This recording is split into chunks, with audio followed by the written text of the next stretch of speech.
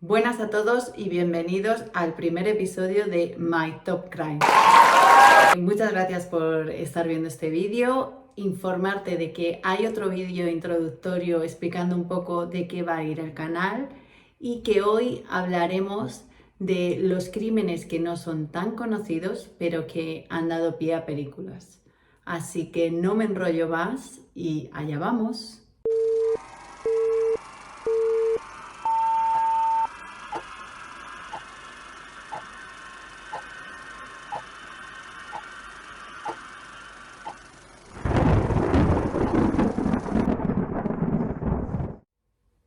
Bueno, el primer caso es el que dio pie a la película Snowtown y quería traer este caso porque yo estuve 3 años viviendo en Australia y este crimen sucedió en Australia y estudiando el caso me he dado cuenta de que podía llegar a visualizar el contexto social y sobre todo algo que a mí me llamaba mucho la atención anteriormente y es el hecho de cómo puede ser que haya crímenes o asesinatos que no es que no se sepa el asesino o que se tarde en resolver, sino que directamente no se sabe que han ocurrido. Y claro, si nos ponemos en la escala de Australia, estamos hablando de un país que es del tamaño de básicamente la unión de todos los países de la Unión Europea, pero que sin embargo su población es un poquito más de la mitad de la población española, por lo que los núcleos de población están muy dispersos y eso hace que el contacto directo con familiares, personas conocidos, sea un poco más complicado, incluso que ciertas zonas estén un poco más aisladas. Bueno, en este caso nos vamos al estado del sur de Australia, de South Australia, concretamente a la zona de Adelaide, la zona metropolitana, y aunque esta película se llame Snowtown, los asesinatos sean conocidos como los asesinatos de Snowtown o los cuerpos de los barriles, todo se llevó a cabo en el perímetro de la ciudad principal del estado de South Australia, de Adelaide, concretamente en Salisbury North y Murray Bridge. Nuestro punto de partida es el 20 de noviembre de 1998, cuando el hermano de Elizabeth Haydon llega a comisaría a denunciar la desaparición de su hermana.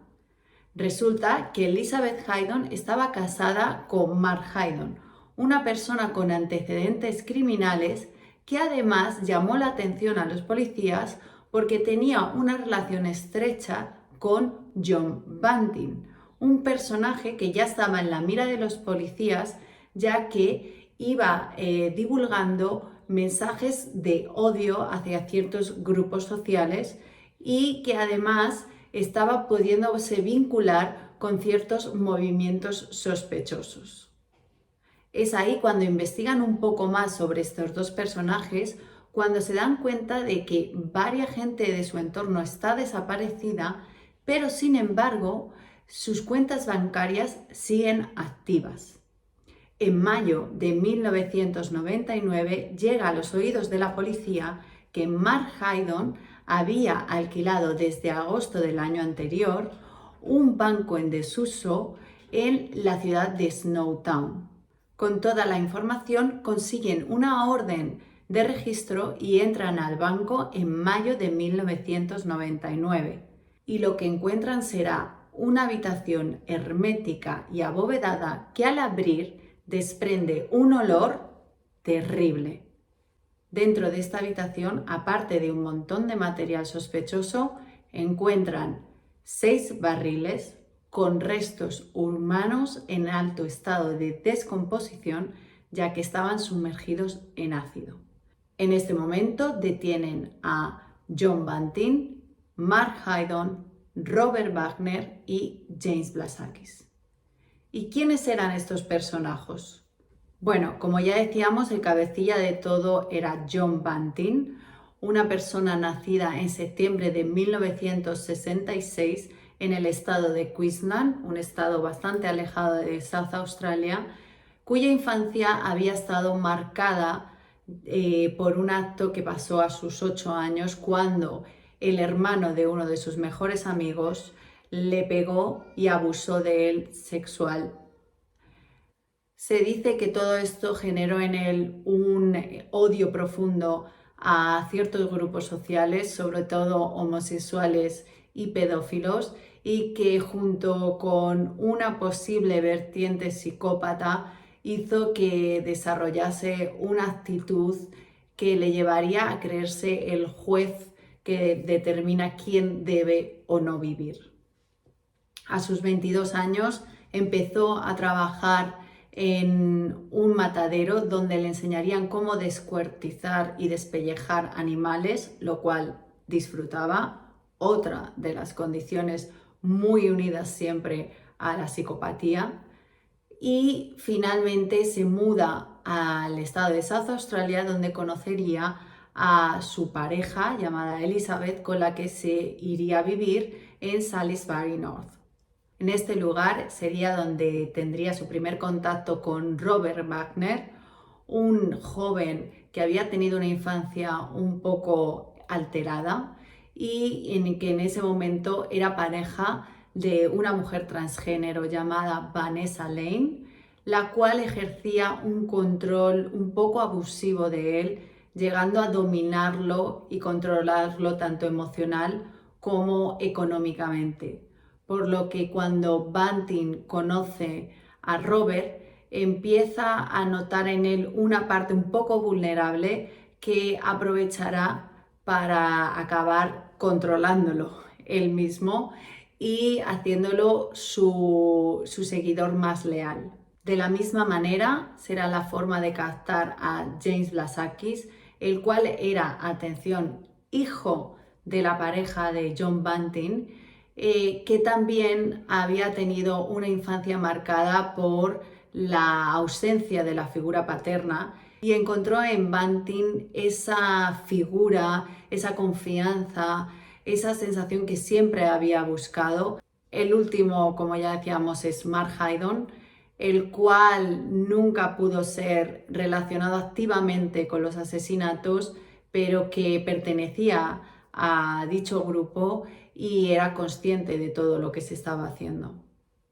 Como ya decíamos, Bunting tenía una personalidad muy manipuladora, tenía un don de gentes que le llevaba a saber controlar a ciertos grupos y ciertas personas que podían ser un poco más vulnerables y a su vez desarrolló un odio tan profundo a ciertos grupos sociales que unido a su poca empatía llegaba a sentir que él podía ser como un justiciero y decir quién merecía y no vivir, determinando quién era lícito para pertenecer a la sociedad. E incluso él mismo desarrolló lo que él llamaba la Spider Wall, que era una pared llena de caras y personas que él creía que no merecían vivir. Lo fuerte de todo esto es que no solo mataban a sus víctimas, sino que además las torturaban hasta llegar a conseguir sus cuentas bancarias o incluso los datos para reclamar sus pagos sociales. Y es así como se hicieron con 97.000 dólares australianos entre bienes, pagos, cuentas bancarias. Pero lo peor de todo es que durante las torturas hacían a las víctimas grabar audios para luego ponérselo a los familiares, haciendo entender que la desaparición era voluntaria y así que nadie investigase sobre esto. Bueno, el total de víctimas atribuidas son 12, pero se dice que puede haber más personas. Parte de los cadáveres fueron encontrados en los barriles y otros fueron encontrados en la propia vivienda de John Bunting, enterrados en el jardín. No me voy a detener en todos ellos, pero quería remarcar algunos que me han parecido bastante fuertes porque, como decíamos, todo era gente del entorno de estas personas. Y es que uno de los primeros en ser asesinados fue Vanessa Lane, Barry Lane, el que era pareja de Robert Wagner. Y es que al principio John aceptó a esta mujer transgénero porque le servía de chivo expiatorio para saber quién de la zona, según él y según ella, estaban cometiendo actos pedófilos, ya que ella siempre había estado relacionada con abuso de menores. Pero fue cuando Vanessa empezó a salir con un joven llamado Thomas Eugene Trevilan, cuando Banting se enteró, bueno, Trevilan le dijo a Banting que Vanessa había abusado de él. Entonces decidió que era suficiente para asesinarla. Lo peor de todo es que hizo contribuir y participar en el asesinato a Trevilan, que posteriormente será también asesinado por este grupo, haciéndolo pasar por un suicidio, ya que Trevilan tenía una grave esquizofrenia y lo acabaron colgando de un árbol y la policía determinó que podía haber sido un suicidio. Pero bueno, volviendo a Vanessa Lane, a Vanessa, como decíamos, la torturaron hasta sacar sus cuentas bancarias, los datos para recibir los pagos sociales, se quedaron con su coche y lo peor o más triste es que le hicieron llamar a su madre, agredirla verbalmente y finalmente acabaron con su vida. Otro que también quería traer aquí es Garvin Alan Porter, un amigo de James Blasakis, que sería uno de los primeros en los que John convencería a su propio amigo James de participar. Y es que esta persona era un drogodependiente que había tenido también una situación bastante conflictiva de joven, perdió a su madre mientras vivía en Queensland, se mudó a South Australia y fue aquí cuando conoció a James y finalmente acabó mudándose a la propia casa donde también vivía John Banting y la familia de los Blasakis. Y fue ahí donde un día John le acusó de haberse dejado una jeringuilla de heroína con la que él se había pinchado, por lo que decidió que una vez más era suficiente como para acabar con su vida.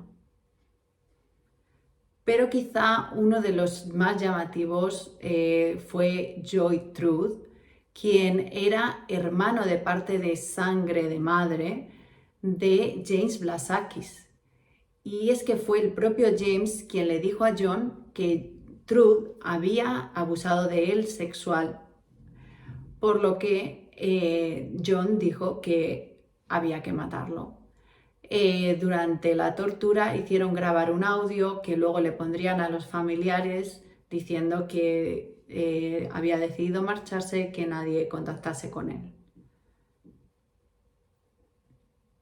Y es aquí cuando llegamos a Elizabeth Haydon, quien ya sabemos que era mujer de Mark Haydon, cómplice en todo este caso, y resulta que Mark le había expresado a John que había contado todo lo sucedido a su esposa, por lo que un día Robert y John deciden ir a la casa de los Haydon cuando Mark no está ahí, torturarla, asesinarla y una vez hecho todo esto, se lo enseñan a su esposo y lo que hace es reírse.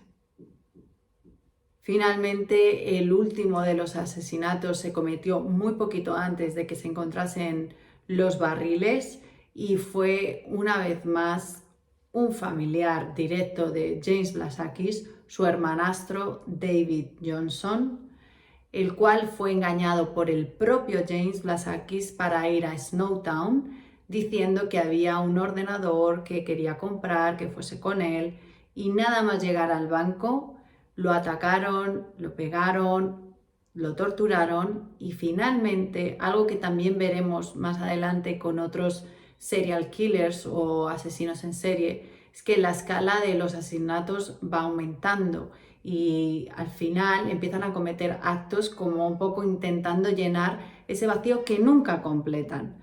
Y resulta que en este caso, una vez asesinado David, finalmente tanto Robert como John cortan un trozo del cadáver, lo cocinan y se lo comen.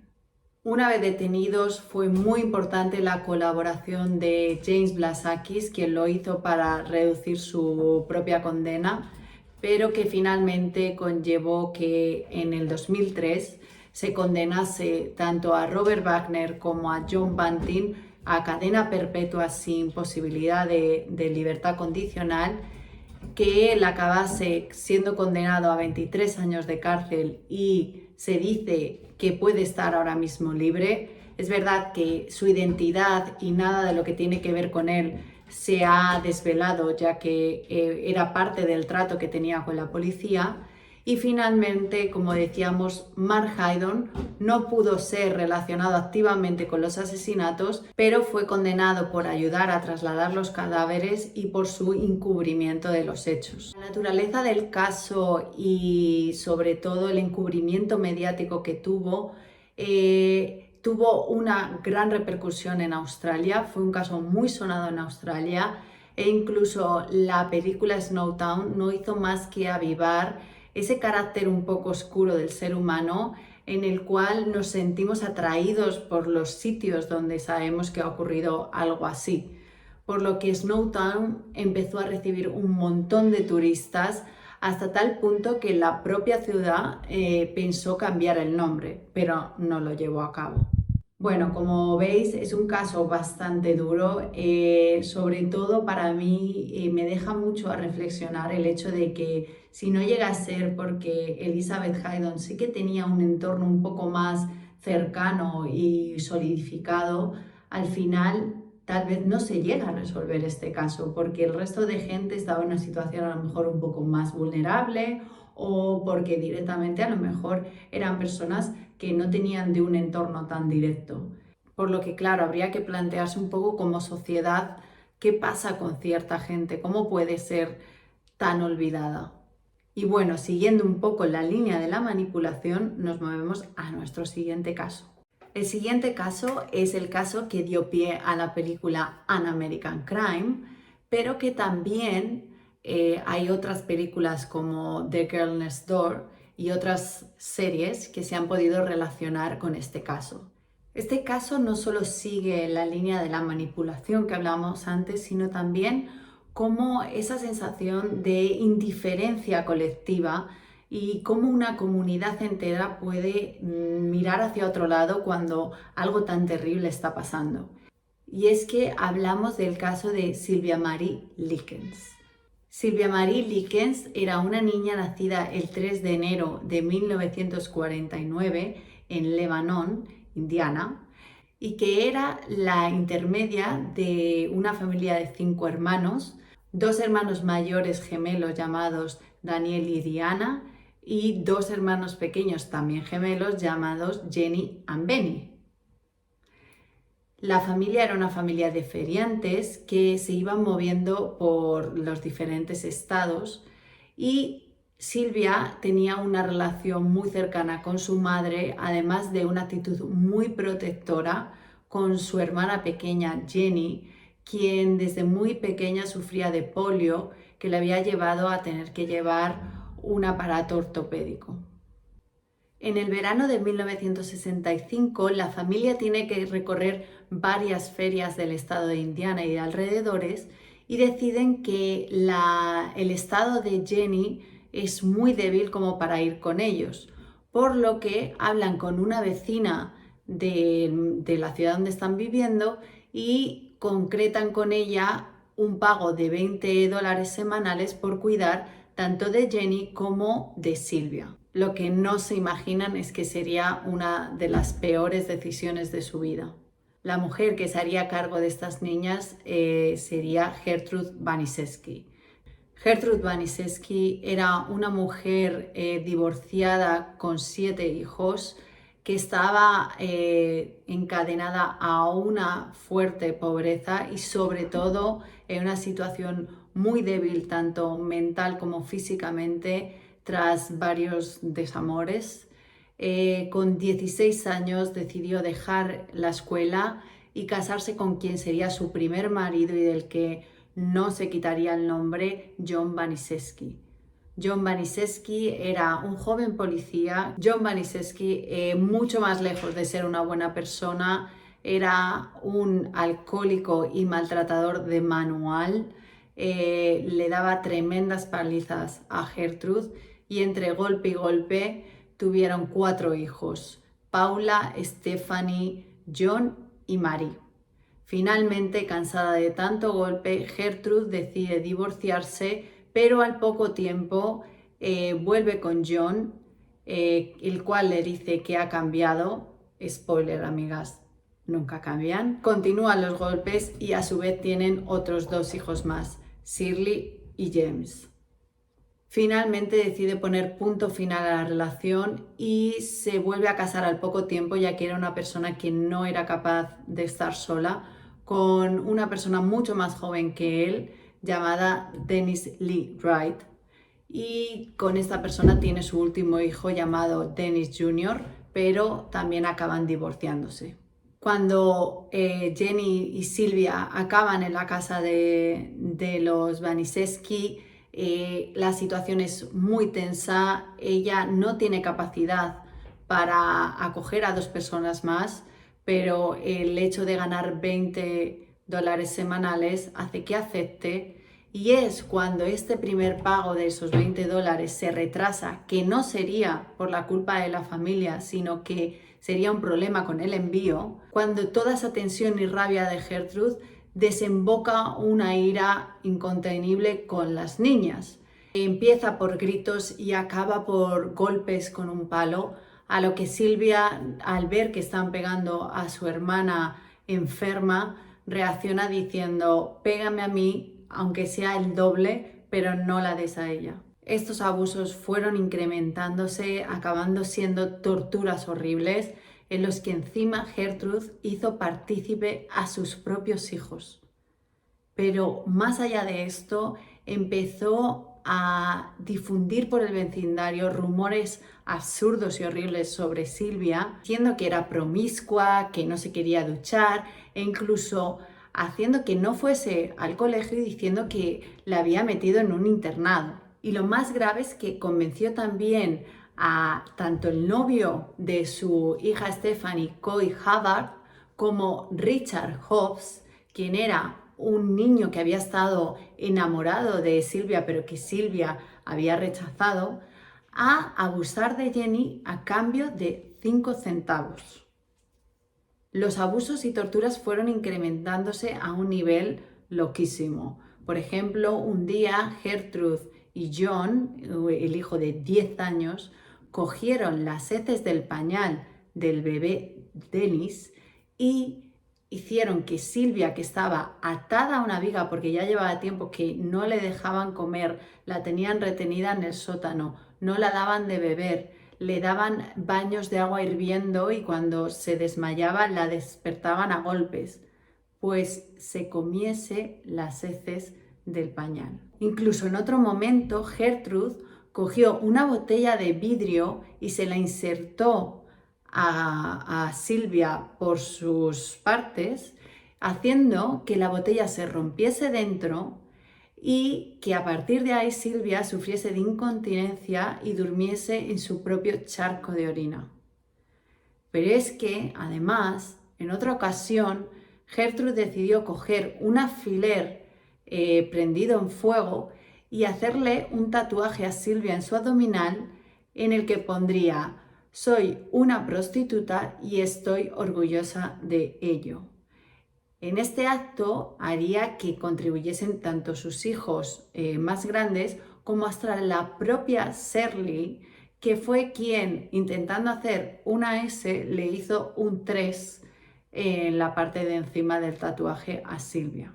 Jenny era consciente de todo esto, pero vivía en un pánico aterrador. Intentaba ayudar a su hermana llevándole comida, agua, pero luego era doblemente castigada, no Jenny, sino Silvia, por lo que finalmente no sabía cómo actuar y se quedó bloqueada en una situación que os podéis imaginar lo que podía suponer también para ella. Y es que llegó a tal punto que hasta la propia Gertrude entendió que iba a tener que deshacerse de Silvia, por lo que había ideado todo un plan para hacer ver que Silvia se había escapado, se había fugado con unos chicos que había conocido, haciéndola escribir una carta a través de torturas diciendo que por su propia voluntad se había escapado.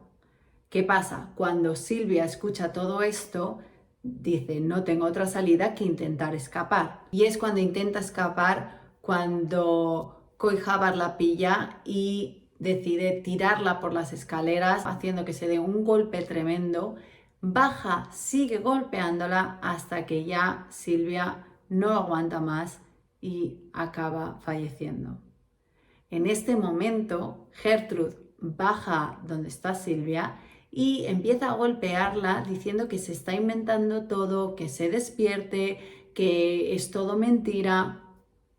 Bueno, una vez entienden que han acabado con Silvia, Richard Hobbs decide que lo más inteligente es llamar a la policía y decir que todo ha sido un accidente. Pero cuando la policía llega, ve la situación, ya empieza a sospechar. ¿Qué pasa? Que en este momento Jenny aprovecha la situación y a escondidas le dice a los policías, si me sacáis de aquí, os cuento todo lo que ha pasado. Para la detención y el juicio fue crucial el relato de Jenny, pero también la colaboración de Richard Hobbs, intentando también reducir su condena, y se condenó finalmente a Gertrude Waniszewski por asesinato en primer grado, a cadena perpetua, y a sus 20 años de condena fue liberada ya que tenía buen comportamiento dentro de la cárcel. Paula Waniszewski fue acusada de asesinato en primer grado, pero finalmente condenada por asesinato en segundo grado y tras 7 años de prisión fue liberada. Intentó rehacer su vida como profesora, pero una vez se descubrió su pasado fue despedida. Y tanto Richard Hobbs, John Waniszewski y Coy Jabbar fueron condenados como culpables de homicidio involuntario y condenados entre 2 a 21 años de cárcel. Evidentemente fue un duro palo para la familia y uno de los crímenes más desgarradores de Estados Unidos. Todavía no se entiende el por qué nadie hizo nada cuando se oían gritos, cuando se podía ver cómo Silvia estaba perdiendo peso, tenía golpes y cómo en un momento dado dejó incluso de aparecer, de ser vista, de ir a la escuela. Y es que solo una de las vecinas fue a intentar entender qué estaba pasando, pero se quedó tranquila con la versión que le dio Gertrude Waniszewski. Otra vecina llamó a los servicios sociales y estos fueron a la vivienda, pero igualmente se quedaron tranquilos con lo que le decía Gertrude Waniszewski. Y solo un compañero de colegio de Jenny, que al verla tan asustada y al sentir que algo estaba pasando, fue a la policía y la policía no hizo nada. Y es que, claro, una vez más hablamos del olvido de cierta gente, de cómo una comunidad da de lado a ciertas personas. Y resulta un poco llamativo también como el realzar la importancia de la salud mental. O sea, una mujer que ha sido maltratada, una mujer que tiene a su cargo a 7 hijos, que vive en situación de pobreza. A mí la verdad me dejó muy mal cuerpo el caso y nada, yo espero que os lo haya hecho lo más ameno posible, así que vamos al siguiente. El siguiente caso ya sí que es de locos, o sea, yo lo iba estudiando y cada vez iba quedándome con la boca más abierta. Y es que hablamos del caso que dio pie a la película El caníbal de Rotemburgo. Pero no solo dio pie a esta película, sino que también hay bastantes películas que han estado basadas de alguna manera en este caso, e incluso canciones de heavy metal y algún episodio de alguna serie bastante famosa. Es el caso de Ermin Meiwes y, ¿por qué no?, el de Bernd Brandes. Ermin Meiwes era una persona nacida el 1 de diciembre de 1961 en Alemania, en el seno de una familia en la que muy temprano el padre desapareció y la madre era muy controladora y dominante, haciendo que Ermin desde muy temprano se sintiese aislado y solitario, desarrollando todo un mundo de fantasías interno y no siendo tan social con el resto de la gente. En su adolescencia empezó a desarrollar cierta atracción sexual por los chicos de su entorno y también un deseo hacia un hermano imaginario al que quería sentir de manera completa y literal dentro de él. Más tarde se unió al ejército y allí empezó a desarrollar una vida social más activa y a ser reconocido por sus méritos, por lo que estuvo unos años en el que todos estos deseos sexuales se calmaron hasta que el alcohol entró en su vida y finalmente fue su perdición. Llegó a perder su licencia y a cometer imprudencias que hicieron que lo echasen del ejército y a sus 32 años volviese a casa de su madre para seguir cuidando de ella, ya que su estado era bastante débil. En este momento estamos hablando de 1993. El Internet está en su auge y Meiwes encuentra aquí una manera de desconectar de su mundo a través de los foros, los chats y sobre todo un talento que él tiene por la informática que le hace empezar a trabajar con varias entidades alemanas. Y es cuando su madre fallece en 1999, cuando navegando por Internet se da cuenta de que esos pensamientos un poco oscuros que él tiene no son únicos de él, sino que había otras personas que compartían cierta atracción por el canibalismo. Empieza a desenvolverse en estos foros y decide escribir un post en el que dice que le gustaría encontrar una persona que quisiera ser devorada. Y a este post es al que contestará Bernd Brandes. Bernd nació en Alemania en 1961 y llevaba una vida aparentemente exitosa trabajando como ingeniero para Siemens. Pero mucho más lejos de esto, él había tenido una infancia bastante dura. Con la pérdida de su madre se quedó viviendo con su padre, quien era una persona muy fría, y acabó con un sentimiento de soledad que aparte se unió con un sentimiento de desubicación por su propia entidad sexual, por lo que finalmente con los años acabó empezando a desarrollar cierta apetencia por el sadomasoquismo, la dominación y incrementando estas prácticas hasta llegar al punto de sentir que necesitaba un paso más. Y es que su mayor deseo sexual era que le cortasen el pene y se lo comiesen.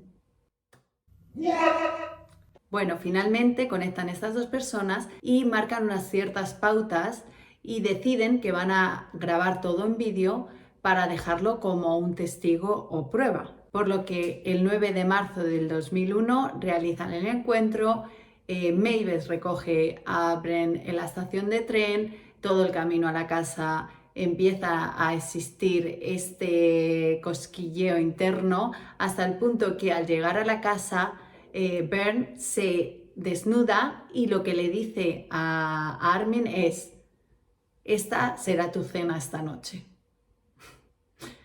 Bueno, después de esto mantienen relaciones sexuales y cuando llega el momento en el que Bernd decide es la hora, Armin siente que no está seguro al 100%, por lo que Bernd se enfada y dice que se va a ir de la casa porque no es para lo que ha venido, porque es como el resto de gente con la que ha quedado. ¿Qué pasa? Que cuando se está yendo, piensa y dice: oye, si yo estuviese bajo los efectos de calmantes y del alcohol, ¿te atreverías a hacerlo? Y resulta que Armin acepta. se toman los calmantes, beben alcohol y hay un momento en el que Bern dice, córtamelo.